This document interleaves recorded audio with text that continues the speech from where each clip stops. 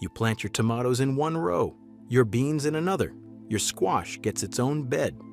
Everything lined up neat and tidy, each crop separated like students sitting in assigned seats. And at the end of the season, you look at your harvest and think, that was a lot of work for not a lot of food. You did everything the seed packets told you, correct spacing, correct depth, correct sun exposure, and the results were just okay. Now imagine walking into an Amish garden and seeing what looks like organized chaos. Corn, beans, and squash all tangled together in the same bed. Tomatoes surrounded by basil and marigold so thick you can barely see the soil. Carrots and onions sharing space like old friends.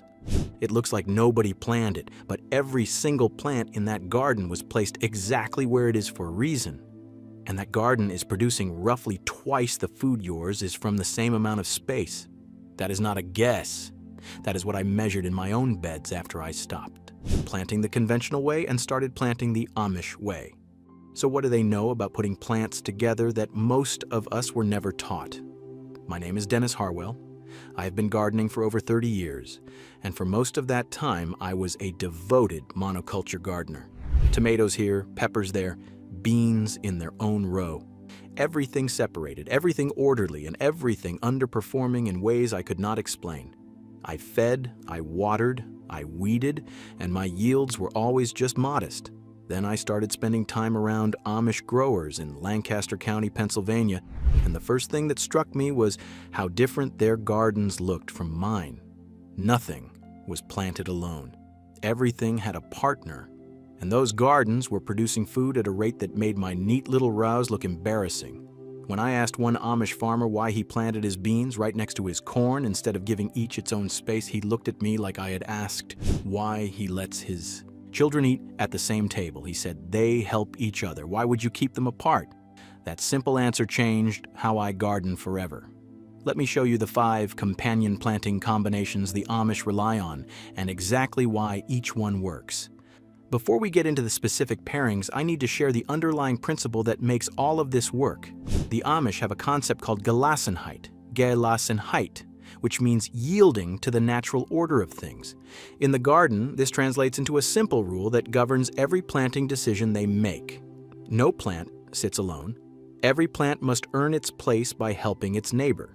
That means every crop in an Amish garden is doing at least one of 3 jobs beyond producing food. It is either repelling a pest that threatens its neighbor, fixing a nutrient its neighbor needs, or creating a physical condition like shade or ground cover that its neighbor benefits from. If a plant cannot do at least one of those things for the crops around it, it gets moved to a different spot where it can. This is not decorative gardening. This is engineering, and the results speak for themselves. Here are the 5 combinations that form the backbone of Amish companion planting. This is the most famous companion planting system in North America, and the Amish adopted it directly from indigenous American farming traditions. They have been using it for generations because it works so well that improving on it is nearly impossible. Here is what makes it brilliant. Corn grows tall and provides a natural living trellis for pole beans to climb. Without the corn, you would need to build or buy a support structure. The corn does it for free. The beans are legumes, which means they have a symbiotic relationship with bacteria in their root nodules that convert atmospheric nitrogen into a form plants can use. That nitrogen feeds the corn, which is one of the heaviest nitrogen feeders in the garden. Without the beans, you would need to add nitrogen fertilizer. The beans do it for free. The squash spreads its broad, prickly leaves across the ground between the corn and bean stalks. Those leaves create a living mulch that shades the soil, retains moisture, suppresses weeds, and deters many crawling pests that do not want to navigate the spiny stems. Without the squash, you would need to mulch, weed, and water more frequently. The squash handles all 3 crops, each solving a problem that the others create. That is companion planting at its most elegant. Here is how to plant it. Create a mound of soil about 18 inches across and 6 inches high. Plant 4 corn seeds in the center, spaced about 6 inches apart in a small square. Once the corn is about 6 inches tall, plant 4 bean seeds around the corn, about 3 inches away from each stalk. 1 week after the beans, plant 2 squash seeds at the base of the mound. Space your mounds about 4 feet apart to give the squash room to sprawl. The Timing matters. If you plant everything at once, the fast-growing beans will outpace the corn and have nothing to climb. Give the corn that head start.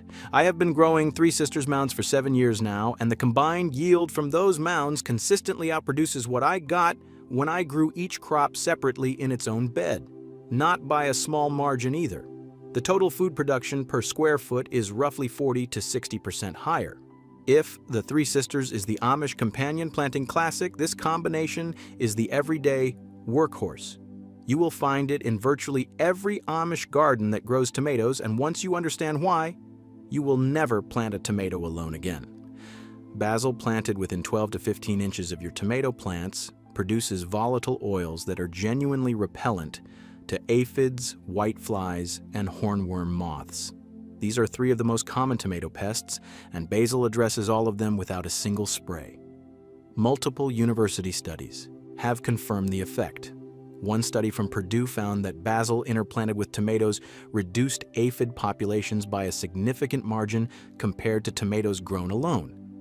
But the Amish did not need the study. They had been watching it work in their gardens for generations. French marigolds serve a different purpose. Their roots release a compound called alpha-terthionyl into the soil that is toxic to root knot nematodes, which are microscopic worms that attack tomato roots and reduce yield. Above ground, their strong scent confuses whiteflies and other pests that locate host plants by smell. Plant marigolds throughout your tomato bed, not just along the edges. Space them about 12 to 15 inches apart between your tomato plants. The scent barrier is most effective when the marigolds are interspersed, not clustered in one spot. There is a bonus benefit here that people rarely mention. Basil and tomatoes are harvested at the same time for the same meals. When you walk out to pick tomatoes for a summer salad, the basil is right there. The Amish are practical people. They do not just plant for ecological benefit, they plant for convenience. Having your most used herbs growing directly alongside the crops they complement in the kitchen is the kind of quiet efficiency that adds up across an entire growing season. This pairing solves a specific and frustrating pest problem that has plagued gardeners for as long as both crops have been grown. Carrot rust fly is drawn to the scent of carrot foliage. It lays eggs at the base of the plant, and the larvae burrow into the roots, ruining the crop. Onion fly does the same thing to onions, but here is the elegant part. The strong scent of onion foliage masks the smell of carrots from carrot rust fly, and the scent of carrot foliage masks the smell of onions from onion fly. Each crop hides the other from its primary pest. Plant onion sets and carrot seeds in alternating rows within the same bed, spaced about 4 inches apart. The onions will establish faster since they are growing from sets rather than seed, and their early foliage provides the scent barrier right when the carrot seedlings are most vulnerable. As the season progresses, the carrot's feathery foliage fills in and shades the soil surface around the onions, helping retain moisture for the onion's shallow root system. They also occupy different soil depths. Onions are shallow-rooted, and carrots send a deep taproot straight down. There is almost no competition between them for water or nutrients. I tested this pairing against separate beds of each crop, and the interplanted bed produced a combined yield that was notably higher than the total from both separate beds, with virtually zero pest damage to either crop. The Amish consider this pairing so standard that an older grower I spoke with seemed confused when I asked about it.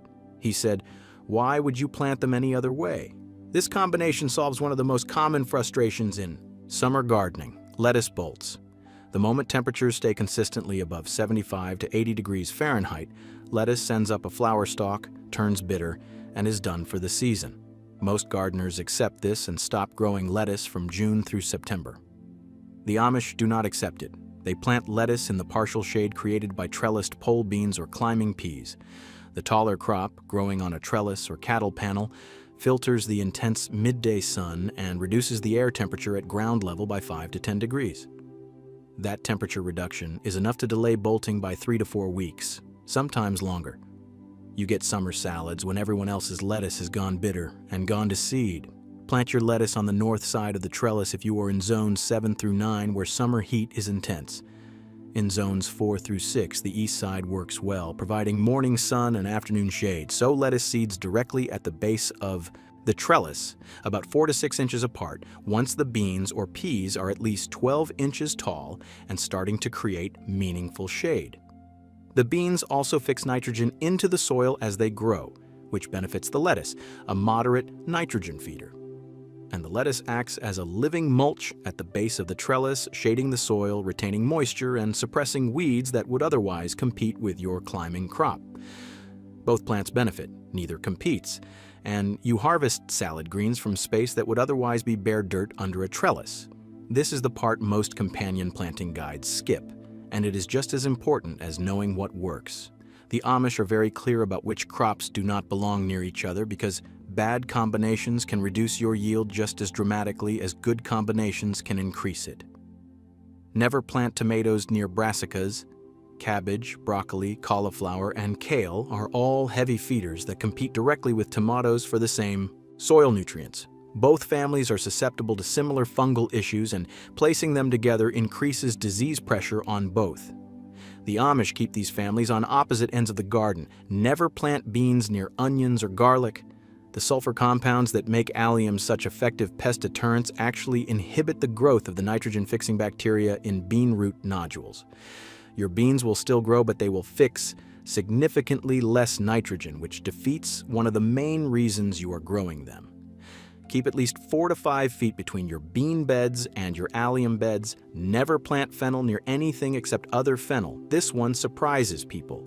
Fennel releases a compound from its roots that inhibits the growth of most other garden plants. The Amish grow fennel in its own isolated spot, often in a container or at the far edge of the garden where its root zone will not interfere with food crops. I learned this one the hard way when I planted fennel next to my tomatoes and watched the tomato plant stunt and yellow within weeks. Pulled the fennel out and the tomatoes recovered. Lesson learned permanently. Now let me set honest expectations because the title of this video says doubles your harvest, and I want to be straight with you about what that means. Companion planting does not magically multiply your food. What it does is dramatically increase the total yield per square foot by eliminating wasted space, reducing pest damage, improving soil fertility, and allowing you to grow more crops in the same footprint. In my own garden, switching from monoculture rows to Amish-style companion planting increased my total food production by roughly 80 to 100% over 2 seasons. Some beds performed even better. The Three Sisters mounds were the biggest jump. Some combinations produced a more modest improvement. The carrot and onion pairing did not double anything, but it effectively eliminated pest damage that had been costing me about 1/3 of both crops every year. That is a significant gain from doing nothing more than putting 2 crops next to each other. The key variable is your soil. Companion planting asks more of your soil because you are growing more plants per square foot. If your soil is thin, compacted, or depleted, cramming plants together will just produce more stressed, underperforming plants. Before you start interplanting aggressively, make sure you are building your soil with compost. 3 to 4 inches of finished compost worked into the top 8 to 10 inches of each bed every spring.